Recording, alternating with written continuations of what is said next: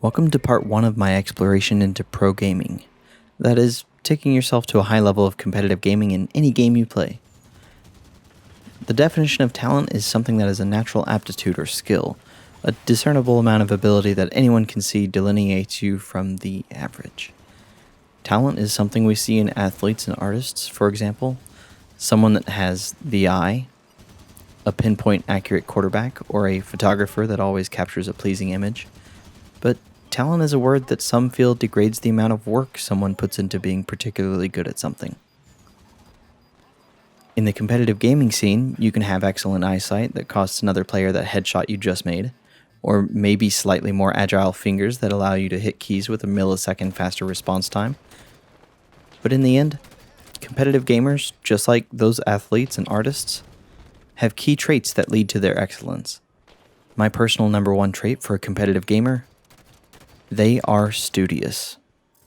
Someone that takes the time to learn the ins and outs of their game of choice can find the limits of the game, can identify their weaknesses, and can adjust to any situation they're given.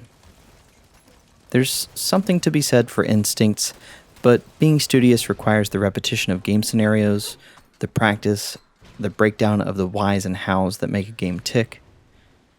Games are developed by complex programming, meaning there's a finite, albeit sometimes large, amount of things that can happen in any given situation. Just look at any modern game of Madden. Once you've played 10 years worth of games in franchise mode, you've likely seen every situation you could run through, even including bugs. From there, you up the difficulty level and see if there are additional strategies that you've gotten complacent with. Maybe you decide to make it interesting by breaking all the passing records in a season. Maybe you want to do the near impossible and get 15 interceptions in a season, breaking Night Train Lane's record by playing every single defensive down at cornerback.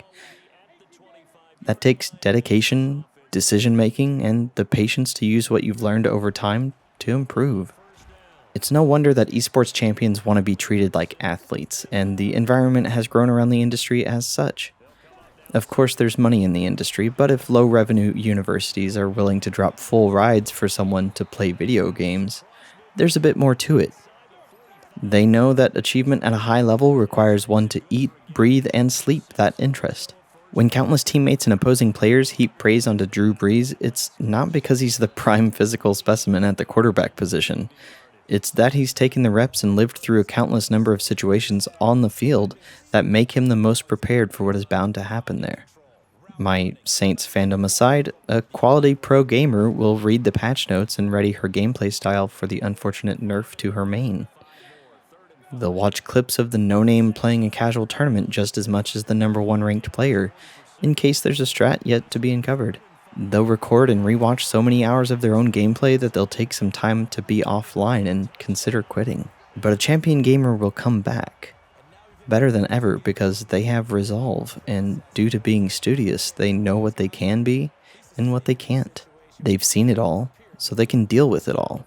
The emotions of a moment won't take them out of their opportunity to change the course of a game. Now, none of this is to glorify becoming a pro gamer, or even to say this is a direction you'll love taking. But know that this is a long journey that's not made for every gamer, and the end result is probably not worth the time and focus that it requires for the vast majority of people. But if you do make the decision to become a pro gamer, know that being studious, or using a better term, performing deliberate practice, is my number one key to success. For the rest of this series, make sure to hit that subscribe button, hit that bell to be notified when the next video shows up, and leave a comment below. I've dropped the definition of deliberate practice in the description and would love to know what you think of it. Is there a gamer or someone else that you feel defines this terminology for you? For me, it's always been Jerry Rice, the unequivocally best wide receiver to ever play in the NFL. I'm sure that can get some likes and comments going. Anyway, thanks for watching to the end. I can't wait to see you back for the next one.